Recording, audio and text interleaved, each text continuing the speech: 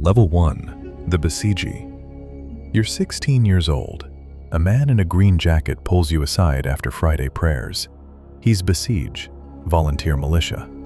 He says they're looking for young men with discipline. There's a small stipend, priority for a university spot, a government job eventually. All you have to do is serve the revolution. You say yes. You don't even hesitate. Your father died when you were 9. Diabetes. No insurance. Your mother works 2 jobs and still can't cover rent. The mosque is the only place that ever gave your family anything. Rice during Ramadan, a blanket in winter. Now they're offering you a future. Of course you say yes. You show up Monday. There are 40 other boys your age. You do basic fitness in a courtyard behind the mosque. Push-ups, runs, drills with dummy rifles. The real training is in the classroom. You study the Supreme Leader's speeches.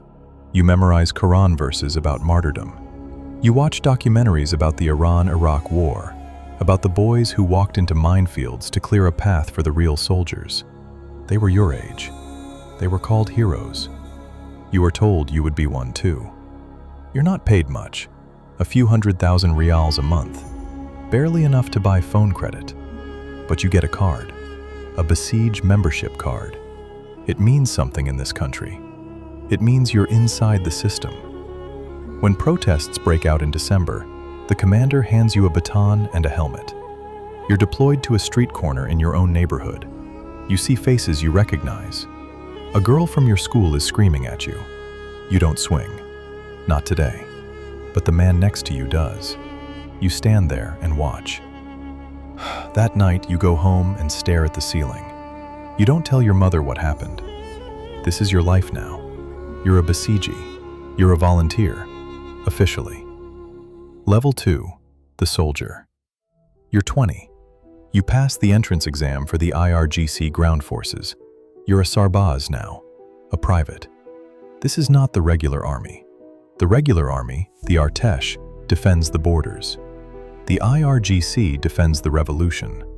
That distinction matters more than you think. Basic training is 4 months at a garrison outside Isfahan. You wake at 4:30 a.m. You pray. You run. You train with an AK-47, an RPG, and a PKM machine gun. You learn tactical formations, checkpoint operations, and urban warfare techniques. But half the day is ideology. You study Vilayat-e-Faqih, the system that gives the supreme leader absolute authority over everything, including your life. They assign you to a border post in Sistan, Baluchistan, the southeast. Desert, smugglers, drug runners moving opium from Afghanistan into Iran, Sunni insurgent groups who plant IEDs on the roads. You earn around 15 million rials a month, about $300 at the real exchange rate. You send half home to your mother. 3 months in, your patrol gets ambushed. An IED detonates 20 meters ahead. 2 men in your unit are hit. One loses his leg below the knee. You drag him behind a wall while bullets crack over your head. You fire back. You don't know if you hit anyone. The helicopter takes 40 minutes to arrive. The wounded man survives. The other one doesn't. You're given a commendation, a piece of paper. No raise. You start to understand something. In the IRGC, the men who bleed are not the men who profit. Level 3, the officer. You're 27, Sarvan, captain. You graduated from Imam Hussein University in Tehran, the IRGC's own military academy. It doesn't just teach tactics. It teaches theology, political theory, intelligence operations, and loyalty. The men who graduate from here are not just soldiers. They're ideological instruments. You command a company of 120 men in the IRGC ground forces. You're stationed in Khuzestan province, the oil-rich Arab-majority region in the southwest. Your job is internal security. You monitor ethnic Arab political groups. You track dissidents. You coordinate with IRGC intelligence to identify threats before they become protests. When the protests erupt in January, you receive orders directly from the provincial commander. Disperse the crowds. Use whatever force is necessary. You deploy your men with tear gas and live ammunition. The orders say rubber bullets. The reality is different. A 19-year-old is shot at a rally. He doesn't survive. The official report says he was armed. He wasn't. You know this because you saw it happen. You file the report anyway. But your obedience is noticed. That's how you advance in the IRGC. Not by questioning, by executing. A senior officer takes you aside after a briefing. He says there's an opportunity, a transfer. Not ground forces, something else. Something that operates outside Iran's borders. He says one word: Quds. Level 4. The Quds Force Operative. You're 31. You are no longer in Iran. You're in a safe house in the southern suburbs of Beirut, Dahieh, Hezbollah territory. You wear civilian clothes, no uniform, no insignia, no identification that links you to Tehran. Officially, you don't exist. The Quds Force is the IRGC's foreign operations arm. A U.S. official once described it as a CIA, Pentagon, and State Department rolled into one. Estimated strength somewhere between 2,000 and 5,000 operatives. Nobody outside the Supreme Leader's office knows the real number. You trained for 12 months at a facility in Mashhad, codenamed 4000. You learned surveillance, counter-surveillance, asset recruitment, weapons logistics, and how to build a militia from nothing. Your assignment is liaison. You coordinate weapons shipments from Iran to Hezbollah through Syria. Missiles, drones, communications equipment. You meet with Hezbollah commanders in apartments with no furniture. You carry encrypted phones that are destroyed every 72 hours.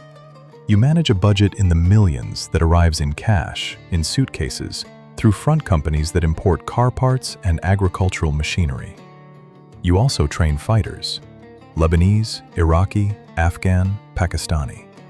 The Fatimiyun Brigade, Afghans recruited from refugee camps inside Iran, some as young as 14.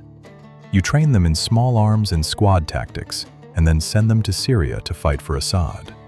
Some of them come back, many don't. You write reports to Tehran. You never sign your real name. Your family thinks you work for a trading company in Dubai. Your mother asks when you're coming home. You say soon. You've been saying soon for 3 years. Level 5. The Provincial Commander. You're 43. Sartip. Brigadier General. You command an IRGC Provincial Corps. 15,000 men answer to you, including ground forces, besieged militia units, and intelligence operatives. You control a region the size of a small European country. But your power isn't just military. This is where the IRGC becomes something the outside world doesn't understand.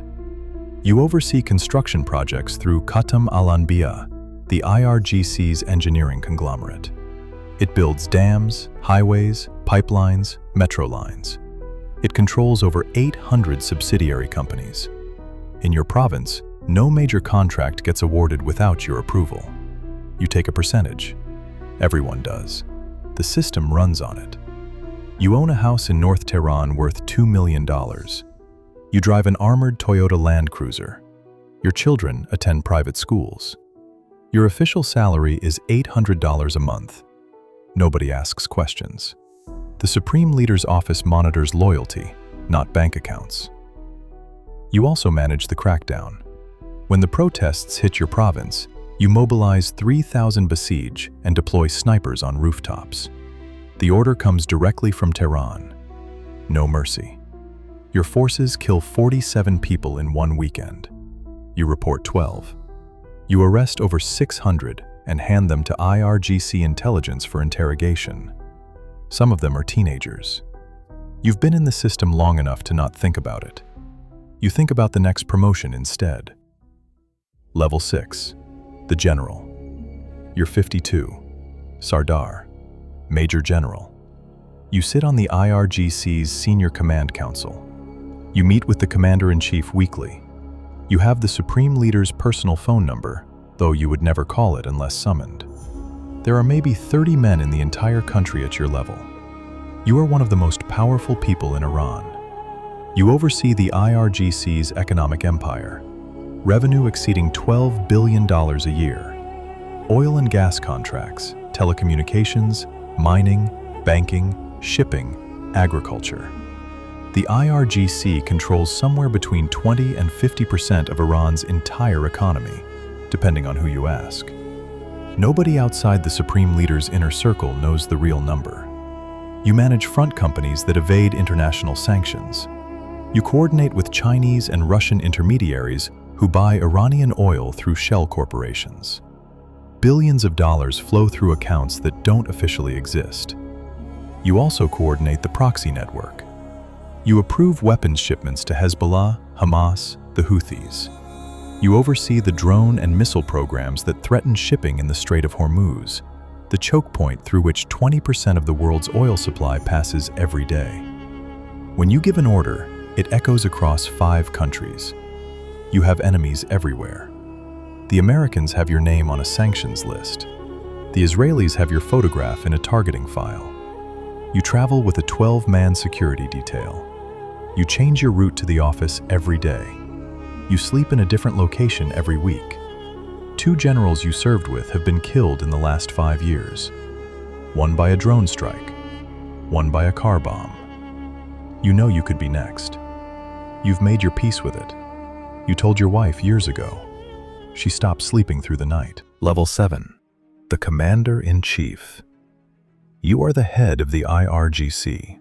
You command 190,000 active personnel, 90,000 besieged paramilitaries, a ballistic missile arsenal capable of hitting targets 2,000 kilometers away, a drone fleet, a navy that controls the Persian Gulf, a cyber warfare division, an intelligence apparatus that monitors every phone call, every text message, every social media post inside Iran.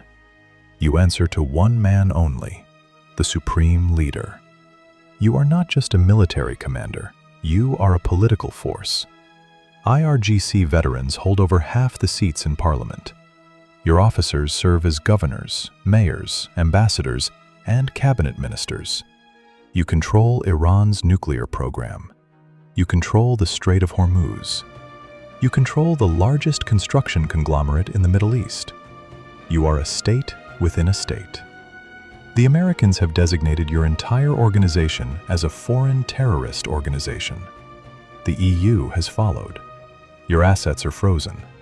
Your name is on every intelligence watch list in the Western world. But inside Iran, you are untouchable. Your authority comes directly from the supreme leader's mandate. No court can question you. No parliament can overrule you. No journalist can investigate you without disappearing. You sit in a bunker beneath Tehran. Reports arrive from every front. Hezbollah in Lebanon, militias in Iraq, Houthis in Yemen, Fatimiyun in Syria. Your network stretches from the Mediterranean to the Arabian Sea. You built it over 40 years. It is the most extensive state-sponsored proxy network in the world. And now the Americans are coming. Level 8. The End. It happens at 2:30 a.m. The Americans and the Israelis launch simultaneously. They call it Operation Epic Fury. Cruise missiles hit IRGC command centers across 9 cities. The Supreme Leader's compound in Tehran is struck directly. He doesn't survive. 40 years of absolute power ended by a warhead that traveled 2,000 kilometers in 12 minutes. The generals scramble. Some make it to bunkers. Some don't. The chain of command fractures. Communications go dark. The proxy network receives no orders for 48 hours. A 3-person leadership council is formed to hold power until a new supreme leader can be chosen. But the structure you spent your entire career building is burning. Iran fires back. Missiles hit targets in Israel, Qatar, Kuwait, and the UAE. American service members are killed. Oil markets spike. Airports shut down across the Gulf. The Strait of Hormuz is under threat. The world watches. But somewhere in South Tehran, a 16-year-old boy is sitting in a mosque. He's been watching the news on his phone. His father is dead. His family has nothing. The imam pulls him aside. He says they're looking for young men with discipline. There's a small stipend, priority for a university spot, a government job eventually.